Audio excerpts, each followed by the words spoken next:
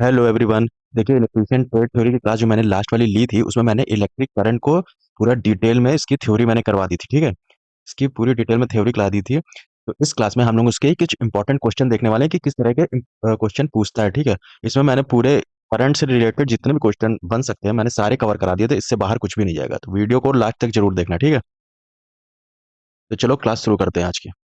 देखो, current topic कर रहे हैं ना हम लोग। ठीक है, इसका पहला क्वेश्चन है, what is the SI unit of electric charge. ठीक है, SI unit of electric charge पूछ रहा है। चार्ज की, विद्युत आवेश की एसआई इकाई क्या है। ठीक है, एम्पियर पहला ऑप्शन देखते हैं। एम्पियर, देखो एम्पियर किसकी यूनिट है? एम्पियर है हमारी करंट की यूनिट। ठीक है, करंट की यूनिट हमारी एम्पियर है। ठीक, अगला ऑप्शन है कूलाम। तो कूलम ये हमारा राइट आंसर हो जाएगा, कूलम। ठीक, चार्ज की, जो चार्ज होता है चार्ज की यूनिट हमेशा कूलम होती है। ठीक, और वोल्ट किसकी यूनिट होती है? वोल्ट होती है वोल्टेज की यूनिट। ये यूनिट अच्छे से याद कर लेना, यूनिट हर बार एग्जाम में पूछी जाती है। ठीक, और होम किसकी यूनिट है? होम हम यूनिट है हमारे रेजिस्टेंस की। ठीक है, रेजिस्टेंस की यानी प्रतिरोध की, वोल्टेज की। और ये एम्पियर हो गई करंट की, और ये हमारी हो गई कूलम जो क्वेश्चन में पूछा है चार्ज की। ठीक है, तो चलो नेक्स्ट क्वेश्चन। नेक्स्ट क्वेश्चन है, the flow of electron in a conductor is known as. किसी चालक में इलेक्ट्रॉनों के प्रवाह को क्या कहा जाता है? ठीक, अगेन ये मैंने बहुत अच्छे से पढ़ाया था कि कोई भी चालक है, उसमें जो इलेक्ट्रॉन, मान के चलो कोई भी चालक है, इसके अंदर इलेक्ट्रॉन एक दिशा से दूसरी दिशा में बह रहे हैं, तो इसको हम लोग क्या बोलते हैं? तो ये हमारी डेफिनेशन है किसकी? इसको बोलते हैं करंट को। ठीक है, करंट, तो ये हमारा राइट आंसर क्या हो जाएगा? करंट यानी विद्युत धारा। ठीक, तो करंट इसका राइट आंसर है। करंट में क्या होता है, या फिर इसमें देखो फ्लो ऑफ इलेक्ट्रॉन बोल रहा है, या फ्लो, कभी कभी देखो फ्लो ऑफ इलेक्ट्रॉन की जगह अगर यहाँ पे फ्लो ऑफ चार्ज लिख दे, फ्लो ऑफ चार्ज लिख दे तो भी हमारा यही आंसर होगा। ठीक है, कभी कभी फ्लो ऑफ चार्ज लिख देता है, कभी कभी फ्लो ऑफ इलेक्ट्रॉन्स लिख देता है। ठीक है, कभी कभी मूवमेंट ऑफ इलेक्ट्रॉन लिख लेता है। ठीक है, कभी कभी ऐसे ही मतलब क्या कहते हैं, इलेक्ट्रॉनों के प्रवाह को। ठीक है, इस टाइप में डिफरेंट डिफरेंट तरीके से पूछ लेता है। ठीक, तो ये आपको पता होना चाहिए, अगर कुछ भी पूछे flow of electron, flow of charge, हमेशा करंट का ही आंसर होगा वो। ठीक, और वोल्टेज क्या होगा? वोल्टेज हमारा है, अगर ये आ जाए, वोल्टेज होता है हमारा इलेक्ट्रिकल, इलेक्ट्रिकल प्रेशर हो, एक प्रकार से प्रेशर होता है। ठीक है, या फिर या फिर या फिर ये लिख के आ जाएगा फोर्स। मतलब जो ये इलेक्ट्रॉन एक दिशा से दूसरी दिशा में फ्लो कर रहे हैं, वो अपने मन से फ्लो नहीं करेंगे। ठीक है, उनको धक्का देना पड़ेगा। ये धक्का दोगे ना तभी तो एक जगह से दूसरी जगह जाएंगे। धक्का देना मतलब उनके ऊपर फोर्स लगाना, एक प्रकार से फोर्स लगाओगे। ठीक है, तो फोर्स जब लगाओगे तभी वो इलेक्ट्रॉन एक जगह से दूसरी जगह पे जाएंगे, अपने मन से नहीं चले जाएंगे वो। ठीक, तो वही जो फोर्स है उसको हम लोग वोल्टेज बोलते हैं, या फिर एक प्रकार से प्रेशर कह लो, या फिर या फिर या फिर कह लो ईएमएफ। ठीक है, इलेक्ट्रोमोटिव फोर्स, ये सब मैं अभी आगे पढ़ाऊंगा। ठीक है आपको, तो इतना याद रखना अभी। और रेजिस्टेंस क्या होता है? देखो रेजिस्टेंस मैंने अभी बताया, रेजिस्टेंस की यूनिट ओम होती है। रेजिस्टेंस क्या होता है? ये जो, ये क्या कहते हैं, ये जो इलेक्ट्रॉन फ्लो कर रहे हैं, इसको, इसका विरोध करता है, मतलब इलेक्ट्रॉनों को फ्लो होने से रोकता है। क्या? रेजिस्टेंस, नाम से ही इसको देखो, रेजिस्ट, रेजिस्ट मतलब होता है रोकना, रोकना। ठीक है, यानी रेजिस्टेंस क्या होता है? ये भी इलेक्ट्रॉन मतलब सारे मटेरियल की प्रॉपर्टी होती है अलग अलग तरीके से। ये क्या करता है? ये इलेक्ट्रॉनों को बहने से रोकता है। ठीक है, इलेक्ट्रॉनों के प्रवाह से रोकता है। ठीक है, एक जगह से इलेक्ट्रॉनों को जल्दी से फ्लो नहीं होने देता एक जगह से, मतलब उनको रोकता है। ठीक, चालकता, कंडक्टेंस क्या होता है? कंडक्टेंस होता है कि कोई भी, मैंने क्या कहा, कोई भी चालक है, मान के चलो कोई भी तार ले लो, आयरन, कोई भी तार ले लो, एल्युमिनियम का, या फिर कॉपर का, मतलब कोई भी मटेरियल है, उस मटेरियल में जो इलेक्ट्रॉन है, ठीक है, एक जगह से दूसरी जगह कितनी आसानी से फ्लो कर रहा है। ठीक है, कितनी आसानी से फ्लो कर रहा है उसको बोलते हैं चालक। तो इसका मतलब क्या हुआ? जिसकी कंडक्टेंस, जिस मटेरियल की चालकता अच्छी होगी उसमें करंट बहुत अच्छे से फ्लो करेगा, जैसे कि हमारा कॉपर हो गया।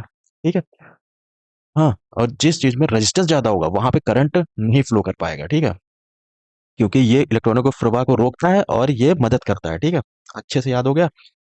कहा गया तो क्वेश्चन में फ्लो ऑफ इलेक्ट्रॉन्स पूछा था, तो ये हमारा करंट आंसर होगा। ठीक है, देखो मैं सारे ऑप्शन को भी एक्सप्लेन करते हुए चल रहा हूँ ताकि मैक्सिमम क्वेश्चन तुम्हारे कवर हो सके। ठीक है, अगेन हमारा क्वेश्चन है, what is the charge on a single electron. Single electron में कितना चार्ज होता है? ये सब मैंने डेटा लिखवाया था, इसमें कोई नहीं है, इसमें आपको रट्टा मारना ही पड़ेगा। तो इसका आंसर क्या है? इसका आंसर होगा हमारा 10 की पावर माइनस सॉरी -1.6 × 10⁻⁻19 कूलम, ठीक है, ये पावर में है, ये देखो ये ऐसे है, ठीक है। 1.6 × 10⁻⁻19 जो है ये पावर में है, ठीक है। और अगेन हमारी कूलम यूनिट हो गई, ठीक है, चार्ज की। तो और यहाँ पे माइनस है, ठीक है। अगर यहाँ पे हम प्लस लगा देते हैं, ये जो प्लस लगा है ये किसका है, ये है प्रोटॉन का, ठीक है। ये है प्रोटॉन के चार्ज। और ये हमारा अगर माइनस लग जाएगा, ये है इलेक्ट्रॉन का चार्ज। अधिकतर इलेक्ट्रॉन का ही चार्ज पूछता है, क्योंकि इलेक्ट्रॉन के फ्लो से करंट बहती है, ठीक। और जीरो चार्ज किस पे होता है, जीरो चार्ज होता है हमारा न्यूट्रॉन पे, यानी न्यूट्रॉन हमारा न्यूट्रल होता है, उस पर कोई चार्ज नहीं होता, ठीक। Then again next formula correctly represents the relationship between current and charge and time. कौन सा सूत्र धारा, आवेश और समय के बीच में संबंध को सही ढंग से दर्शाता है, ठीक है। मतलब आई क्या है, आई हमारा करंट है, ठीक है। चार्ज क्या है, चार्ज है हमारा क्यू, और टाइम हो गया टी। तो इनके बीच में रिलेशन पूछा है, ठीक है। एक तरह से फॉर्मूला पूछा है, ठीक है। मैंने करंट का फॉर्मूला लिखवाया भी था। करंट की डेफिनेशन मैंने दो तरीके से देखो बताई थी। एक तो था फ्लो ऑफ इलेक्ट्रॉन हो गया, ठीक है, या फ्लो ऑफ चार्ज हो गया। दूसरी डेफिनेशन जो थी वो फॉर्मूले के हिसाब से थी। वो क्या थी, वो डेफिनेशन थी हमारी करंट की, of flow of rate of flow of charge, ठीक है। Rate of flow of charge, ठीक है। तो जब भी रेट, यहाँ पे कोई भी रेट लिख के आ जाए, रेट, ठीक है, तो उसका मतलब होता है वो समय के सापेक्ष में बात कर रहे हैं, यानी टाइम के रिलेवेंस में बात कर रहे हैं। हिंदी में क्या होगा, हिंदी में होगा हिंदी में क्या बोलेंगे, हाँ, आवेश प्रवाह की दर, ठीक है। आवेश प्रवाह की दर, देखो डर आ गया ना, आवेश प्रवाह की दर, तो ये समय के सापेक्ष में बात कर रहा है, ठीक है। इसको ऐसे लिखते हैं, rate of flow of charge मतलब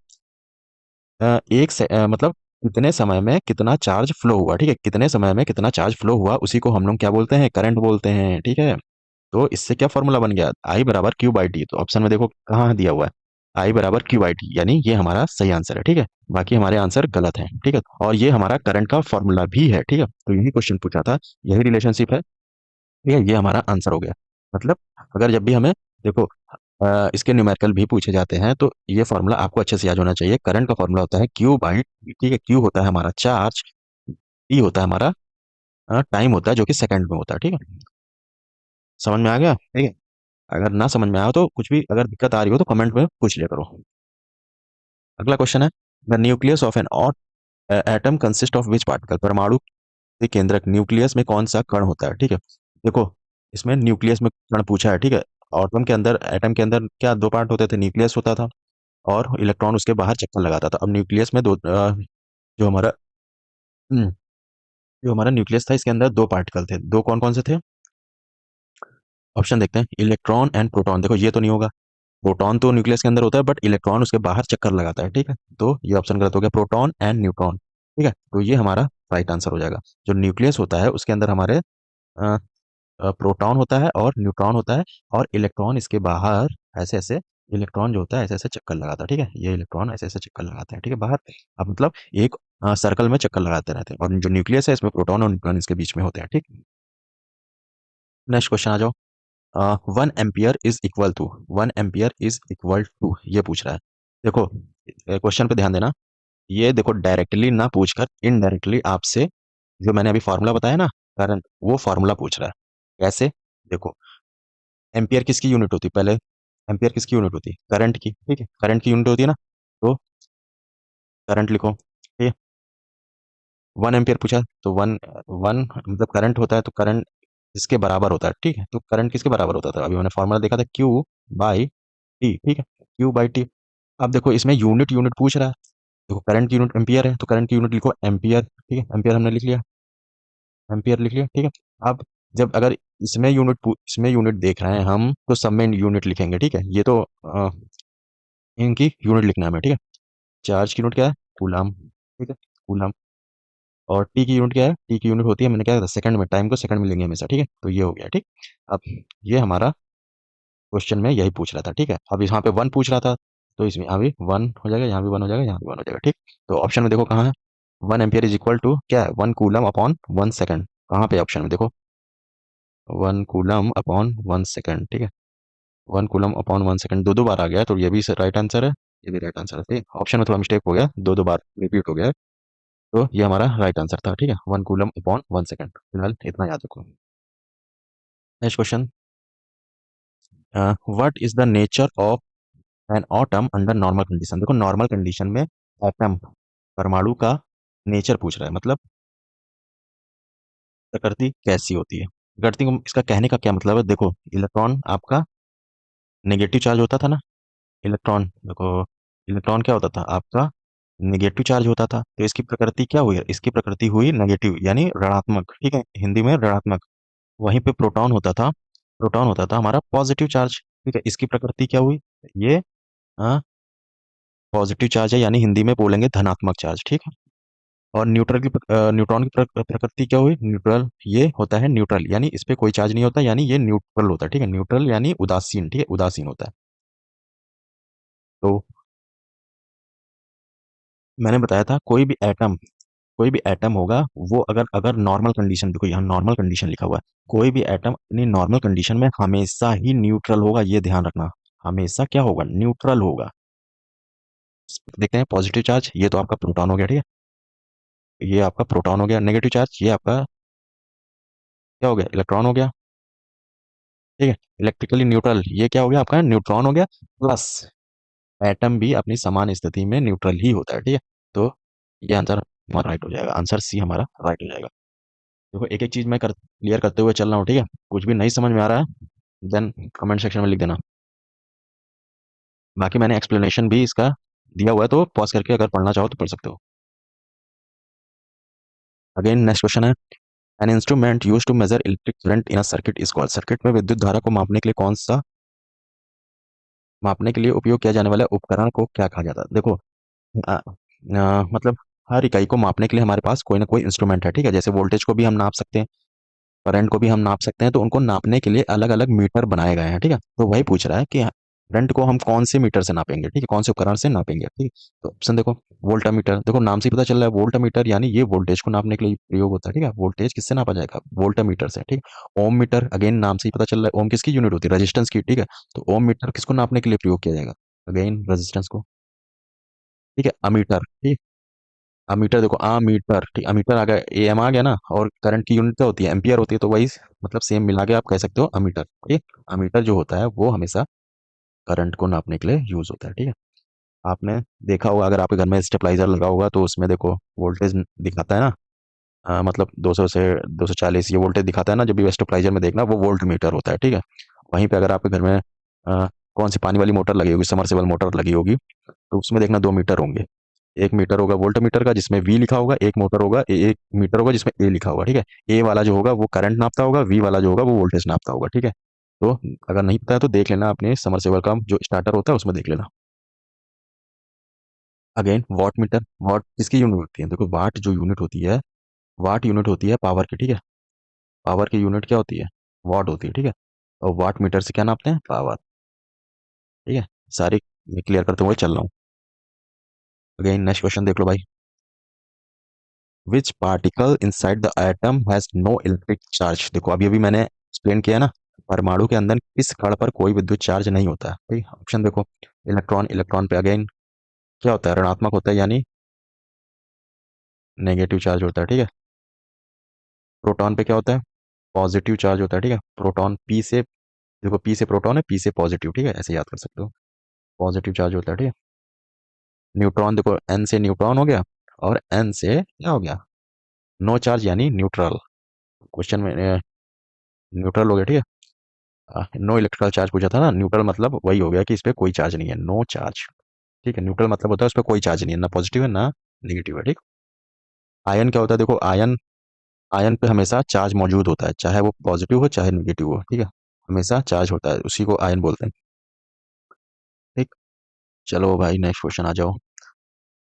आप देखो आपके एग्जाम में एक दो न्यूमेरिकल भी पूछ लेता है, आसान आसान, ज्यादा ग्राफ नहीं पूछता है, एकदम सिंपल सा फार्मूला बोझ न्यूमेरिकल भी पूछ लेता है, ठीक है। तो अगला क्वेश्चन हमारा न्यूमेरिकल है, देखो, if a current of 2 ampere flows through a lamp for 5 second, what is the total charge transfer. यदि 2 एम्पियर की धारा 5 सेकंड के लिए लैम्प से प्रवाहित हो तो क्या स्थानांतरित कुल आवेश होगा। देखो न्यूमेरिकल को सॉल्व करने का सबसे अच्छा तरीका है, पहले आपको ये लिखना है क्वेश्चन में दिया क्या है, ठीक है। हमेशा न्यूमेरिकल जब भी सॉल्व करो पहले लिख लिया करो क्वेश्चन में दिया क्या है। देखो 2 एम्पियर, 2 एम्पियर दिया हुआ है ना, एम्पियर किसकी यूनिट होती है, करंट की ना। करंट को हम कैसे लिखते हैं, आई से लिखते हैं ना। आई बराबर 2 एम्पियर दिया हुआ है, ठीक है। जैसे मैं सॉल्व कर रहा हूँ ऐसे ही सॉल्व करना है आपको, ठीक है। तो कभी क्वेश्चन आपका गलत नहीं होगा, ठीक है।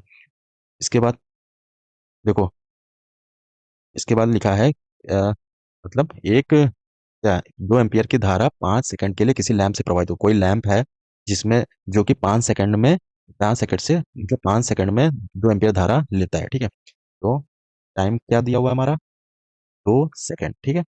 अब पूछा क्या है, तो स्थानांतरित कुल आवेश यानी what is the total charge transferred, यानी चार्ज पूछा है। चार्ज को हम कैसे लिखते हैं, क्यू से लिखते हैं, ठीक है। चार्ज को हमारा पूछा है, ठीक है।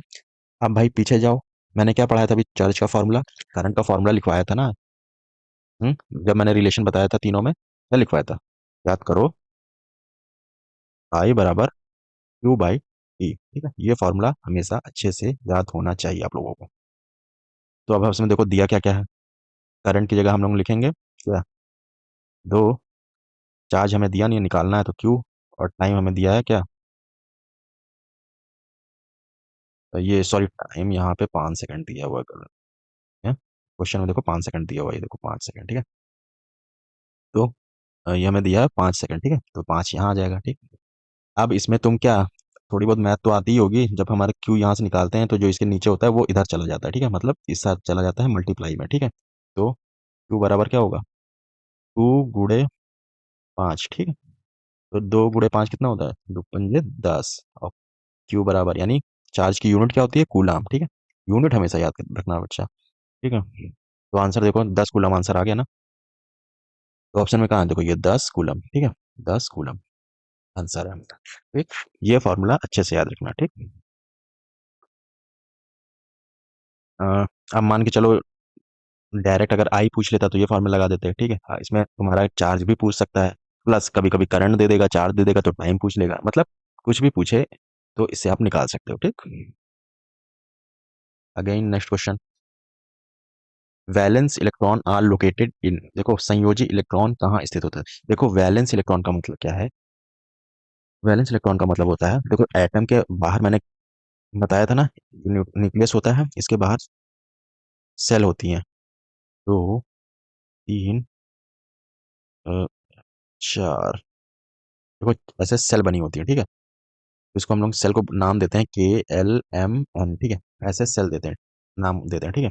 अब इन सेल में फिक्स्ड नंबर ऑफ इलेक्ट्रॉन रह सकते हैं, ठीक है। मतलब ये, मतलब किसी भी सेल में ऐसा नहीं है कि किसी भी सेल में कितने भी इलेक्ट्रॉन रह सकते हैं, उनकी एक फिक्स्ड, मतलब फिक्स्ड सीट है, मतलब इतनी सीट है। जैसे ये जो सबसे ये जो के वाली सेल है, इसमें 2 इलेक्ट्रॉन रह सकते हैं, ठीक है। एल वाली है, इसमें 8 इलेक्ट्रॉन रह सकते हैं, ठीक है। इसमें 18 इलेक्ट्रॉन रह सकते हैं, और इसमें 32 इलेक्ट्रॉन रह सकते हैं, ठीक है। ठीक। तो इतने नंबर ऑफ इलेक्ट्रॉन रह सकते हैं, मतलब इसमें आठ आठ इलेक्ट्रॉनों की जगह है, तो इससे ज्यादा इलेक्ट्रॉन यहाँ नहीं रह सकते, ठीक। हाँ, कम भले रह सकते हैं लेकिन ज्यादा नहीं रह सकते, ठीक। तो वही होता है। तो और जो लास्ट वाली, हमेशा याद रखना, जो लास्ट वाला सेल होगा इसी को बोलते हैं हम लोग वैलेंस सेल, ठीक है। इसी को बोलते हैं लास्ट वाले सेल को वैलेंस सेल। ये एटॉमिक नंबर पे डिपेंड होता है, ये केमिस्ट्री का पार्ट है, तुम लोगों को इतना समझ में आएगा नहीं इस, तो इसको अभी फिलहाल इतना समझ लो, वैलेंस इलेक्ट्रॉन क्या होता है। वैलेंस इलेक्ट्रॉन होता है जहाँ जो सबसे आखिरी बाहरी कक्षा होती है, ठीक है। ये मतलब ये इसमें मान के चलो ये सबसे बाहरी है, ठीक है। एटम की सबसे बाहरी कक्षा होती है जिसमें से क्या होता है, जिससे इलेक्ट्रॉन निकल सकता है या फिर इलेक्ट्रॉन उसमें आ सकता है, ठीक है। मैंने क्या कहा था, चार्ज कभी तब आता है जब इलेक्ट्रॉन निकलता है, या तो चार्ज तब आता है जब इलेक्ट्रॉन किसी एटम में आता है, ठीक है। तो जब किसी एटम से इलेक्ट्रॉन निकलेगा तो वो कहाँ से निकलेगा, सबसे बाहर वाला जो कक्ष होगा वहीं से तो निकलेगा। बीच से देखो, बीच से तो सारे रास्ते बंद है, बीच से थोड़ी निकल जाएगा। जो सबसे बाहर रास्ता है, सबसे बाहर वाला सेल है, इसी से तो निकलेगा। तो वही होता है, जो सबसे बाहरी सेल होता है वही, उसी को बोलते हैं हम लोग वैलेंस सेल, ठीक है। वैलेंस सेल बोलते हैं। और वैलेंस इलेक्ट्रॉन का मतलब क्या होता है, वैलेंस इलेक्ट्रॉन का मतलब होता है, जो एटम है हमेशा अपने आप को बैलेंस करने की कोशिश करता है, ठीक है। तो वो इलेक्ट्रॉन अब बैलेंस करने के लिए या तो इलेक्ट्रॉन बाहर निकालता है या इलेक्ट्रॉन लेता है, ताकि वो एटम बैलेंस हो सके, ठीक है। अब इसके अंदर ज्यादा जाओगे तो बहुत ज्यादा, मतलब डीप में जाना पड़ेगा, तो अभी फिलहाल इतना ही जान लो तुम, वैलेंस इलेक्ट्रॉन कहाँ लोकेट होता है। पूछा था ना, संयोजी इलेक्ट्रॉन कहाँ स्थित होता है, यही पूछा है, ठीक है। तो कहाँ स्थित होगा, सबसे बाहरी वाली शेल में, ठीक है। सबसे बाहरी शेल कौन सी, देखो परमाणु की सबसे बाहरी कक्षा में, ठीक। ये आंसर हो गया।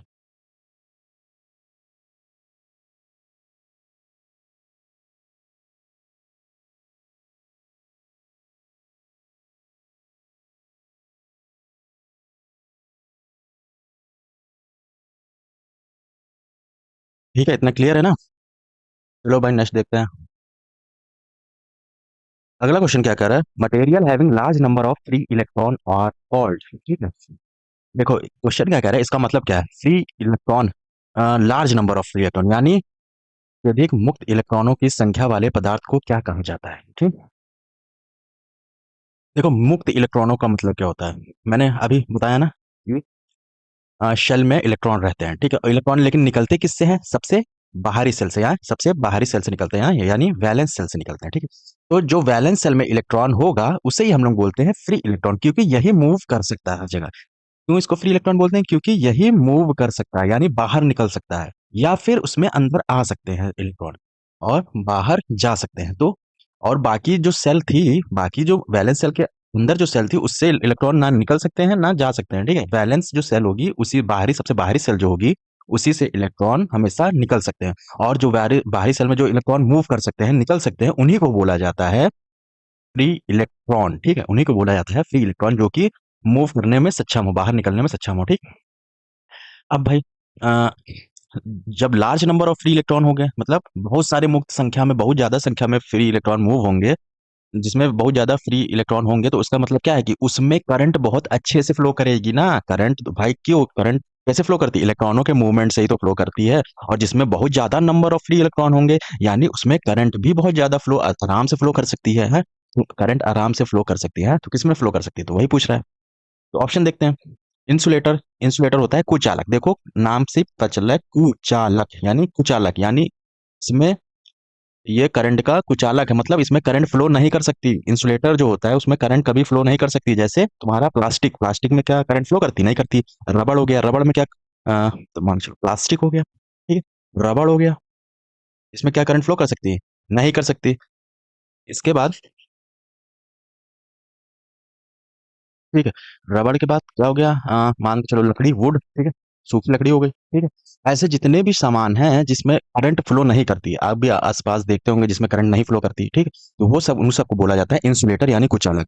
और इसमें क्या है, करंट फ्लो नहीं कर रही है, तो इसमें क्यों नहीं कर रही है, क्योंकि इसमें जो ये फ्री इलेक्ट्रॉन है वो नहीं है, ठीक है। फ्री इलेक्ट्रॉन इनमें नहीं होते हैं, इसमें सब इलेक्ट्रॉन बंधे हुए होते हैं, ठीक। समझ में आया, इंसुलेटर किसे कहते हैं। एक एक एक ऑप्शन पे ध्यान दो, क्योंकि हर ऑप्शन से क्वेश्चन बनता है, इसलिए मैं समझा रहा हूँ। बाकी और किसी यूट्यूब चैनल पे चले जाओ, कोई भी सारे ऑप्शन समझाता नहीं है, बस आंसर टिक लगाया आगे बढ़ गया, ठीक। यहाँ ऐसा नहीं है, एक एक ऑप्शन आपको समझाया जाएगा अच्छे से। अगेन सेमीकंडक्टर क्या होता है, ठीक है, सेमीकंडक्टर अर्धचालक, अब नाम से देखो अर्धचालक, यानी ये चालक तो है लेकिन अर्ध है, आधा है, ठीक है, यानी कंडक्टर तो है, यानी सेमीकंडक्टर है, ठीक है। तो इसमें ये क्या होता है, ये इसमें थोड़ी थोड़ी करंट फ्लो हो सकती है, मतलब कंडीशन पे डिपेंड करता है, ठीक है। अब ये कंडीशन कब क्या होती है, कैसे होती है, ये जब मैं ये पढ़ाऊंगा तब बताऊंगा आपको आगे, ठीक है। फिलहाल इतना जान लो कि ये ना ही ज्यादा कुचालक होता है, ना ही ज्यादा चालक होता है, ये चालक और कुचालक के बीच का, ठीक है, सेमीकंडक्टर, ठीक। और आ गया कंडक्टर, ठीक है, हमारा कंडक्टर यानी चालक। अब देखो ये चालक यानी कंडक्टर, क्या है, इसमें करंट बहुत आसानी से फ्लो कर सकती है, करंट आसानी से फ्लो कर सकती है, इसका मतलब क्या है, इसमें large number of free electron होंगे तभी तो आसानी से फ्लो कर सकती है करंट, ठीक है। तो इसका आंसर हो गया हमारा कंडक्टर यानी चालक। चालक वेरी लार्ज नंबर, यानी बहुत ज्यादा संख्या में, अत्यधिक संख्या में मुक्त इलेक्ट्रॉन होंगे, ठीक है, ठीक। समझ में आ गया, ठीक। तो ये इतने टाइप के मटेरियल होते हैं। रेजिस्टेंस क्या है, रेजिस्टेंस वही विरोध करता है करंट, ठीक।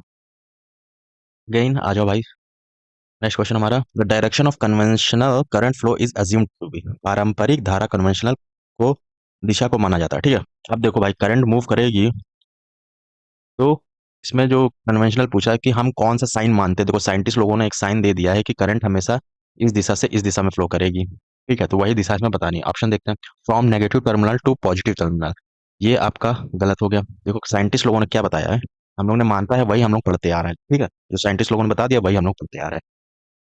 मान सर्किट है, यहाँ पे हमने बैटरी लगा दी, ठीक है। बैटरी में देखो हमेशा पॉजिटिव और नेगेटिव होता है, ठीक है। आप बैटरी कभी भी सेल उठा के देखना, एक तरफ उसमें पॉजिटिव होगा, एक तरफ हमारा नेगेटिव होगा, तो इसको पॉजिटिव वाले को ऐसे बड़े से दर्शाते हैं, नेगेटिव वाले को छोटे से दर्शाते हैं, ठीक है। अब ये सर्किट हो गई, ठीक है, यहाँ पे कोई बल्ब लगा, ठीक है।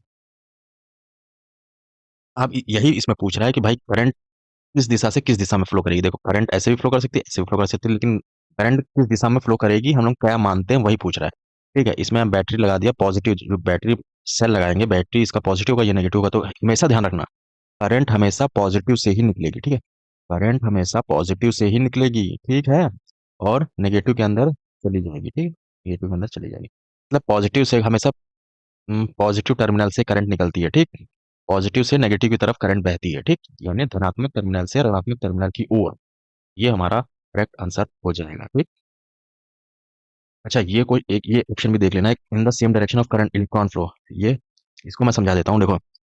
करंट जो तुम्हारी पॉजिटिव से नेगेटिव की तरफ जा रही है, लेकिन तुम इस बात से कंफ्यूज मत करना। मैंने ऑप्शन करंट का मतलब क्या होता है, इलेक्ट्रॉनों की, मतलब इलेक्ट्रॉनों के फ्लो को हम लोग करंट कहते हैं, ठीक है। अब तुम करंट इधर बह रही तो इसका मतलब ये मत समझ लेना कि इलेक्ट्रॉन भी इधर मूव कर रहे होंगे। इलेक्ट्रॉन हमेशा उल्टा मूव करते हैं, ठीक है। करंट इधर मूव कर रही है तो इलेक्ट्रॉन हमारे इस दिशा में मूव करेंगे, ठीक है। जो इलेक्ट्रॉन होंगे वो इस दिशा में मूव करेंगे, ठीक है, हमेशा ध्यान रखना। करंट जो होती है वो इलेक्ट्रॉन की दिशा, फ्लो होने की दिशा में, मतलब जो इसका हम लोग लेते हैं, इसका मतलब फ्लो होने का डायरेक्शन लेते हैं, वो हमेशा इलेक्ट्रॉन के फ्लो, इलेक्ट्रॉन के जो डायरेक्शन है उससे अपोजिट साइड में होता है, ठीक है। मान के चलो इलेक्ट्रॉन इधर मूव कर रहे हैं, तो जो हम करंट का डायरेक्शन लेंगे, करंट किधर मूव करेगी, साइड में मूव करेगी, ठीक है, हमेशा उल्टा दिशा में, ठीक है। करंट का डायरेक्शन हमेशा उल्टा लोगे तुम लोग, ठीक। समझ में आ गया, कंफ्यूज मत होना यार। अगेन चलो भाई, नेक्स्ट क्वेश्चन। अगेन हमारा एक ऑप्शन क्या आ गया, न्यूमेरिकल आ गया भाई। देखो, if 120 coulomb of charge pass through a conductor in 1 minute, what is current. यदि 120 कूलम का आवेश 1 मिनट में किसी चालक से गुजरता है तो धारा का मान क्या होगा, ठीक है। अगेन मैंने कैसे बताया था इसको सॉल्व कैसे करना है। सबसे पहले दिया क्या है वो लिखना है। क्या दिया हुआ है, 120 कूलम, कूलम मतलब क्या होता है, चार्ज, चार्ज, ठीक है। तो क्यू बराबर दिया हुआ है 120, ठीक। इसके बाद 1 मिनट दिया है टाइम, ठीक है। टाइम दिया हुआ है 1 मिनट, ठीक है। देखो 1 मिनट दिया हुआ, अब इसमें ध्यान रखना, इसमें बच्चे गलत गलत कर सकते हैं, ठीक। पहले तो निकालना क्या है, करंट निकालना, ठीक है। करंट निकालने, करंट का फॉर्मूला हमने बताया था अभी, पिछली बार बता चुका हूँ, पीछे 2 बार, ठीक है। क्यू बाई टी होता है, ठीक है। क्यू बाई टी इसका फॉर्मूला होता है, ठीक है। तो अब यहाँ पे ध्यान देने वाली बात यह है कि क्यू तो तुम्हारा 120 कूलम दिया हुआ है, तो क्यू की जगह हम लोग 120 लिख देंगे। बट क्या है, टाइम यहाँ पे 1 मिनट मत रख देना, ठीक। टाइम हमेशा ब्रैकेट में लिख लेना, हमेशा सेकंड में लेंगे, सेकंड में हमेशा टाइम होगा। अगर वो टाइम क्वेश्चन में मिनट में दिया हुआ है या फिर घंटे में दिया हुआ है, उसको पहले सेकंड में चेंज करोगे आप लोग, ठीक। समझ में आ गया अच्छे से। तो यहाँ पे देखो 1 मिनट दिया हुआ है, अब हमको इसको सेकंड में चेंज करना है, तो सेकंड में चेंज करने के लिए क्या, 1 मिनट दिया हुआ ना, 1 मिनट में कितने सेकंड होते हैं, बताओ भाई। एक सेकंड में कितने में 1 मिनट में कितने सेकंड होते हैं, सबको पता है यार, बच्चे बच्चों को पता है, 60 सेकंड होते हैं, ठीक है। 1 मिनट में 60 सेकंड होता है। तो अब यहाँ पे हम लोग 60 रखेंगे, ना कि 1 मिनट रखेंगे, ठीक है, सेकंड में रखेंगे हमेशा। तो बस कुछ नहीं करना, डिवाइड कर दो, जीरो से जीरो कटा। 6 के टेबल में 12 कितनी बार आता है, 2 बार आता है, सिंपल। इतना आसान, ऐसे ही क्वेश्चन आते हैं, ये आसान आसान आते हैं, ज्यादा डिफिकल्ट नहीं आते, फॉर्मूला बेस्ड क्वेश्चन आते हैं, ठीक है। तो आई बराबर हमारा क्या हो गया, 2 एम्पियर, ठीक है। ऑप्शन में कहाँ दिया हुआ है, ये रहा हमारा बी ऑप्शन, राइट हो जाएगा, ठीक।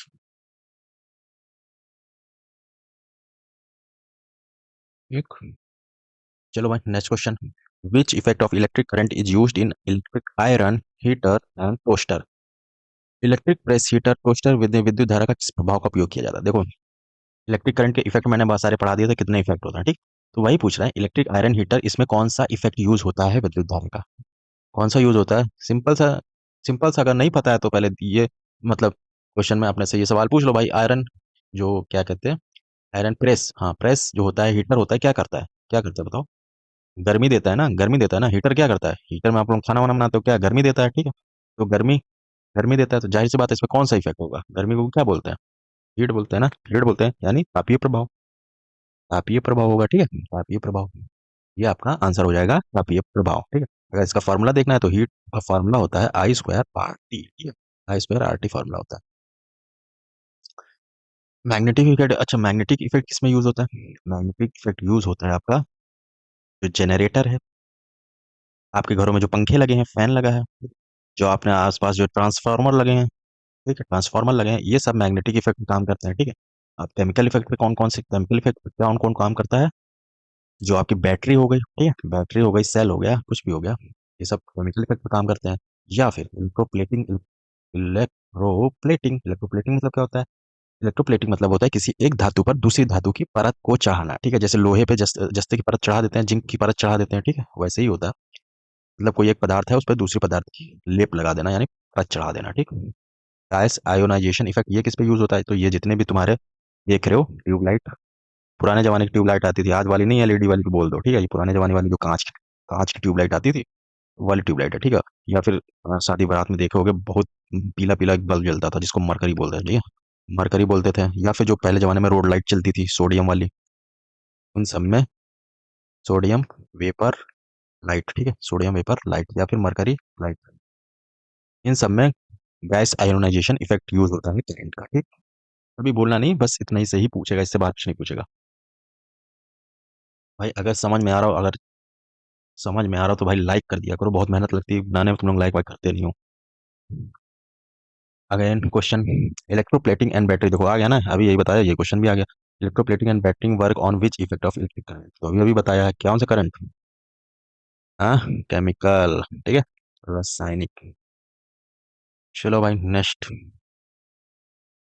विच when an electric current flow through a straight wire, what produce around it?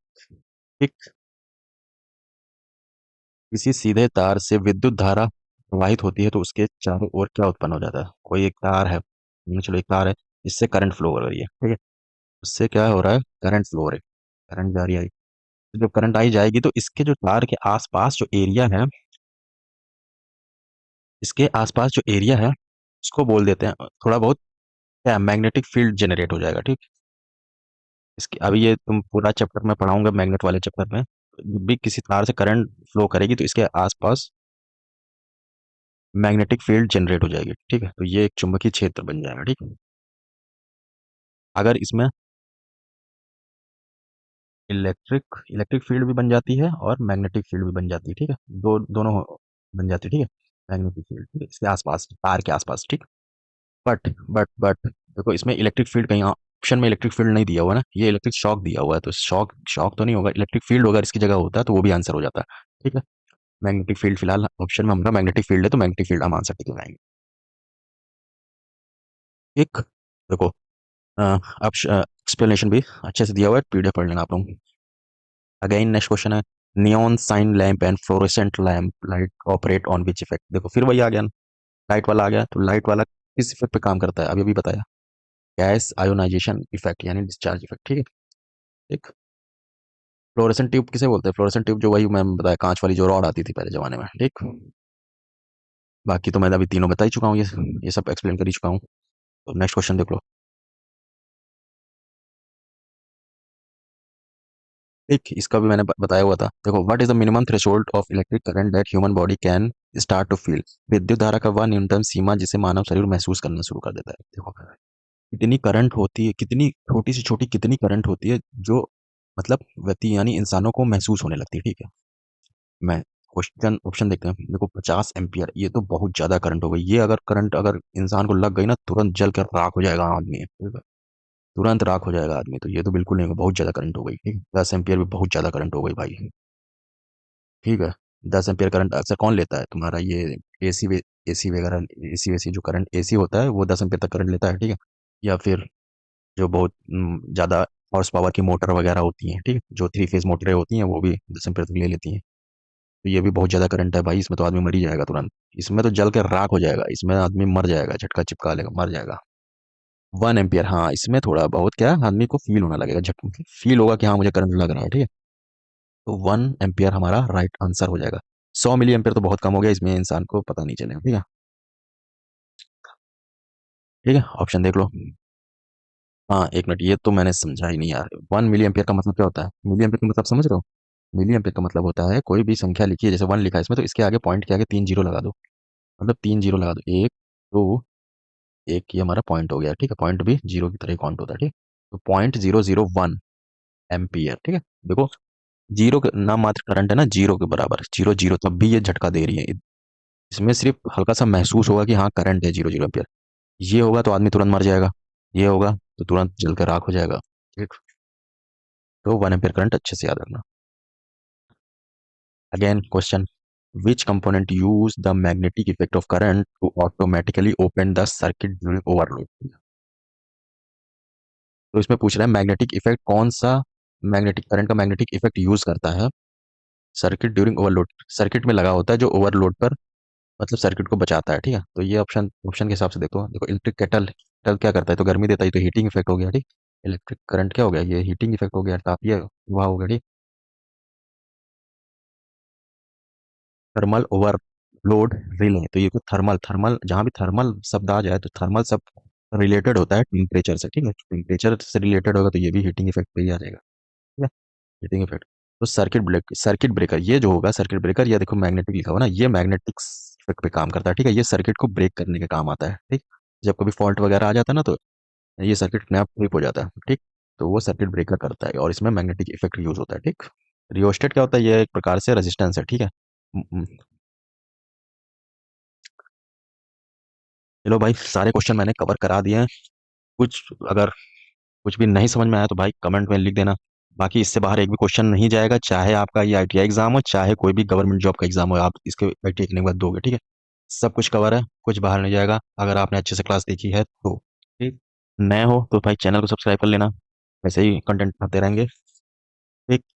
PDF आपको टेलीग्राम में मिल जाएगा, ठीक। अगेन, अगर अच्छा नहीं अच्छा लगा हो तो लाइक करने का कोई मतलब नहीं, आपसे कोई बोलने का मतलब नहीं, लाइक वाइक करते नहीं हो, ठीक।